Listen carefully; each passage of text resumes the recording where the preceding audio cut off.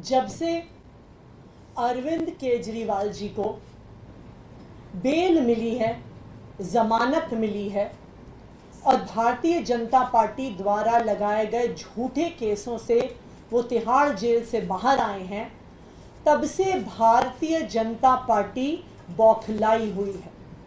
और इसी बौखलाहट के तहत भारतीय जनता पार्टी ने एक साजिश रची, एक षड्यंत्र रचा और उस षड्यंत्र के तहत स्वाति मालीवाल जी को दिल्ली के मुख्यमंत्री अरविंद केजरीवाल जी के घर 13 मई को सुबह सुबह भेजा गया।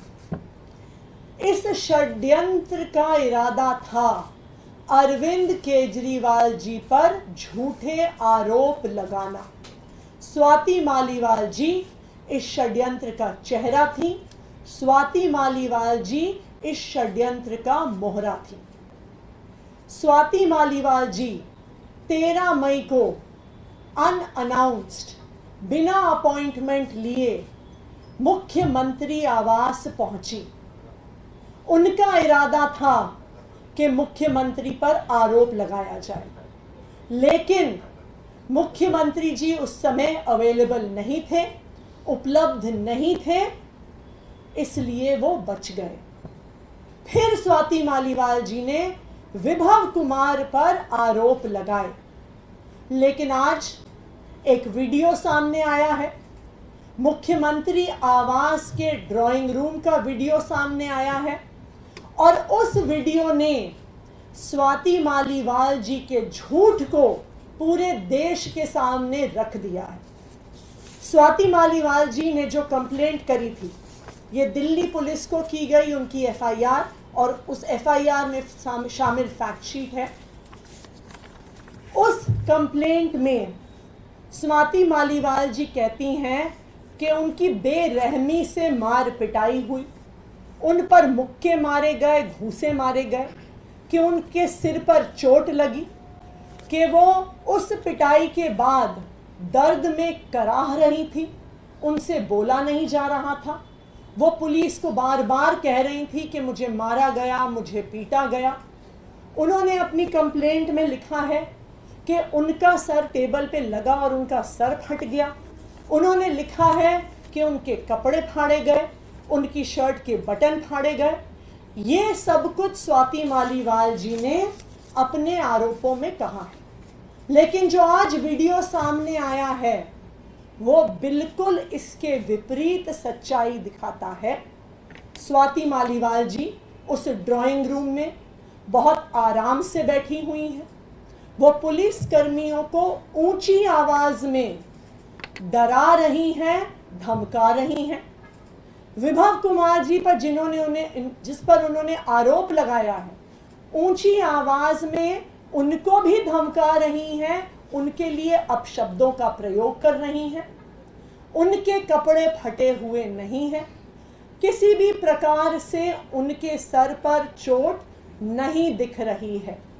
सिर्फ एक चीज दिख रही है कि वो पुलिस को धमका रही हैं, वो विभव कुमार जी को धमका रही हैं, ऊंची आवाज में धमका रही हैं और कहीं पर भी वो इस बात का जिक्र तक नहीं करती कि किसी ने उनको छुआ है या किसी ने उन पर हमला किया। तो आज के इस वीडियो ने साफ साफ देश के सामने रख दिया है कि स्वाति मालीवाल जी द्वारा लगाए गए ये सारे आरोप बिल्कुल निराधार हैं, बिल्कुल झूठे हैं। विभव कुमार जी ने आज दिल्ली पुलिस के पास स्वाति मालीवाल जी के खिलाफ अपनी कंप्लेंट दर्ज की है और उस कंप्लेंट में उन्होंने 13 मई को हुए सीक्वेंस ऑफ इवेंट्स को बहुत स्पष्ट तौर से रखा है। 13 मई की सुबह स्वाति मालीवाल जी बिना किसी अपॉइंटमेंट के सीएम आवास पहुंची। जब उन्हें सिक्योरिटी द्वारा गेट पर पूछा गया, उनकी आइडेंटिटी पूछी गई, वो किस लिए आई हैं पूछा गया, तो उन्होंने बताया कि मेरा मुख्यमंत्री जी के साथ अपॉइंटमेंट है। जब सिक्योरिटी गार्ड्स ने ऑफिस में क्रॉस चेक किया तो उन्हें पता चला कि कोई अपॉइंटमेंट नहीं है, और स्वाति मालीवाल जी को गेट पर रोका गया। लेकिन वहां पर भी उन्होंने पुलिस वालों को धमकाया, कहा कि मैं राज्यसभा की सांसद हूं, मुझे रोकोगे तो मेरे पास पावर है तुम्हारी नौकरी ले लेने की। और वो पुलिस वालों से झगड़ा कर और वो सीएम आवास में, जो सीएम रेजिडेंस का कैंपस है, उसके अंदर घुस गए।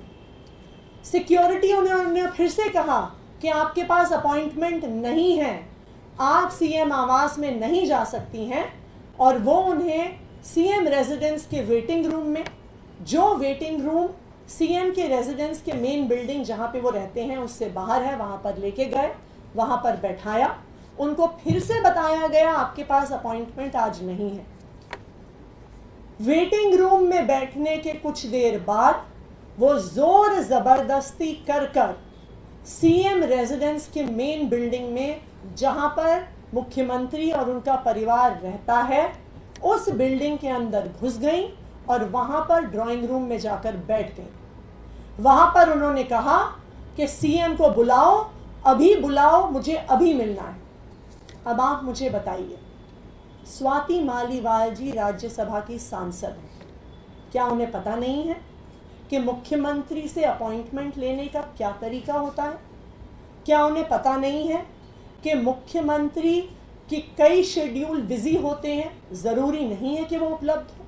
तो फिर क्या कारण था जो वो सुबह सुबह बिना अपॉइंटमेंट के जोर जबरदस्ती करके मुख्यमंत्री आवास के अंदर घुस गई और बैठ गई और सीएम से मिलने के लिए जबरदस्ती कर रही थी?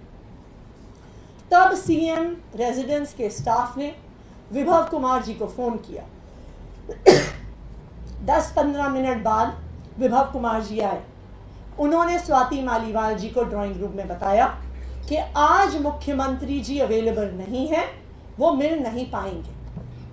उसके बाद स्वाति मालीवाल जी ने विभव कुमार जी से ऊंची आवाज में बहस करनी शुरू कर दी। उन्होंने कोशिश करी कि वो ड्राइंग रूम से निकलकर घर के अंदर के हिस्सों में जाने की कोशिश करें। विभव कुमार जी उनके सामने खड़े हो गए और स्वाति जी को अंदर नहीं जाने दिया। स्वाति जी ने उनको धक्का देने की कोशिश की, परंतु विभव जी फिर भी वहां पे खड़े रहे। उन्होंने स्वाति मालीवाल जी को अंदर नहीं जाने दिया। फिर विभव कुमार जी बाहर आए और उन्होंने सीएम ऑफिस के सिक्योरिटी स्टाफ को बुलाया और उनको कहा कि वो स्वाति मालीवाल जी को बाहर एस्कॉर्ट करें। इस पूरे घटनाक्रम से एक चीज साबित होती है कि ये एक षड्यंत्र था, भारतीय जनता पार्टी द्वारा सोचा गया षड्यंत्र था। स्वाति मालीवाल जी को इस षड्यंत्र का चेहरा बनाया गया, मुख्यमंत्री जी को फंसाने का इरादा था। तभी सुबह सुबह जोर जबरदस्ती से मुख्यमंत्री आवास में घुस के मुख्यमंत्री जी से मिलने की जबरदस्ती की जा रही थी। ये इस बात से भी साबित हो रहा है कि स्वाति मालीवाल जी मुख्यमंत्री आवास से पुलिस थाने गई। पुलिस ने उन्हें एमएलसी कराने को कहा, लेकिन उन्होंने एमएलसी कराने से मना कर दिया। फिर 3 दिन बाद भारतीय जनता पार्टी फिर से एक नए झूठ के साथ स्वाति मालीवाल जी को सामने लेकर आई। लेकिन यह पूरा प्रकरण, आज जो वीडियो सामने आया है, जिस प्रकार से स्वाति मालीवाल जी पुलिस वालों को धमका रही हैं, विभव कुमार जी को धमका रही हैं, जिस प्रकार से सोफे पर बैठी हुई हैं, जिस प्रकार से ये स्पष्ट है कि वो उनके साथ वीडियो देखकर साफ पता चल रहा है कि वो आराम से बैठी हुई हैं, ना दर्द में कराह रही हैं, ना उनके कपड़े फटे हुए हैं, ना उनके सर पर चोट लगी हुई है। तो ये पूरा वीडियो स्वाति मालीवाल जी के झूठ को सामने लेकर आता है।